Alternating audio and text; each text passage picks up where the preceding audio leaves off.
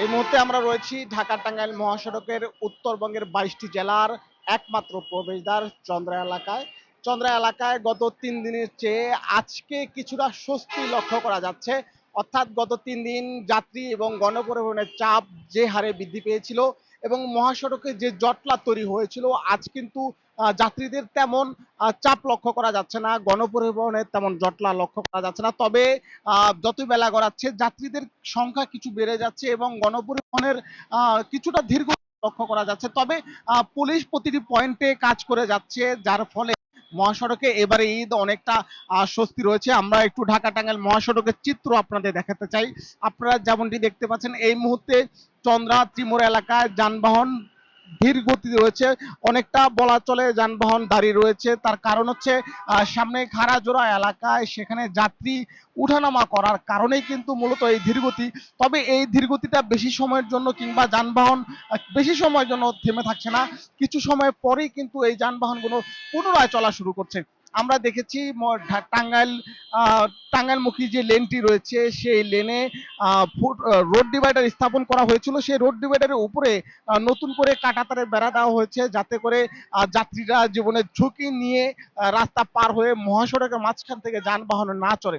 আপনারা নিশ্চয়ই দেখতে পাচ্ছেন চন্দ্রা পুরো ফ্লাইওভারের উপর পর্যন্ত গাড়ি দাঁড়িয়ে রয়েছে। আসলে খাড়াজোড়া এলাকায় যাত্রী রোডে মাঝখানে দাঁড়িয়ে যানবাহনে ওঠানামা করে, তার কারণে কিন্তু মূলত এই যানবাহনের ধীরগতিটা। আমরা যাত্রীদের সাথে কথা বলেছিলাম, যাত্রীরা আমাদের জানিয়েছেন এবারের ঈদে চন্দ্রা এলাকায় অনেকটা স্বস্তিতে তারা বাড়ি ফিরতে পারছেন। অন্যান্য বারের তুলনায় এবার তারা অনেকটা নিরাপদে বাড়ি ফিরতে পারছেন। আমাদের সাথে একজন যাত্রী রয়েছেন, আমরা একটু তার সাথে কথা বলবো। ভাই, আপনি কোথা থেকে এসেছেন, যাবেন কোথায়? আমি আসছি উত্তরা থেকে, যাব নাটোর আর গুরদাসপুরে আর কি।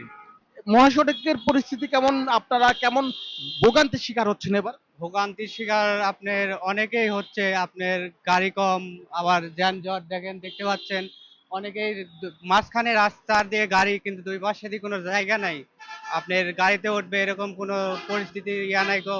অনেক ভোগান্তি, আবার ভাড়া বেশি নিচ্ছে গাড়ি আলারা, আর তাছাড়া অনেকেই এরকম টাইপের হচ্ছে। আপনাকে ধন্যবাদ। আমরা একজন উত্তরের যাত্রীর সাথে কথা বলেছি, তিনি যেমনটি বলেছেন এবার মহাসড়কে যানবাহনের সংখ্যা কম, টিকিট কাউন্টারগুলো বন্ধ থাকায় তারা বাধ্য হয়ে ডাইরেক্ট মহাসড়কে দাঁড়িয়ে ডাইরেক্ট গাড়িতে তারা ওঠার চেষ্টা করছেন। তবে যাত্রীরা যেমনটি অভিযোগ করেছেন এবার উত্তরের যাত্রীদের কাছে অতিরিক্ত ভাড়া আদায় করা হচ্ছে, কয়েক গুণ বেশি ভাড়া আদায় করছে। তবে সব মিলিয়ে এবারের ঈদে উত্তরের যাত্রীরা স্বস্তিতে বাড়ি ফিরতে পারছেন অন্যান্য বারের তুলনায়।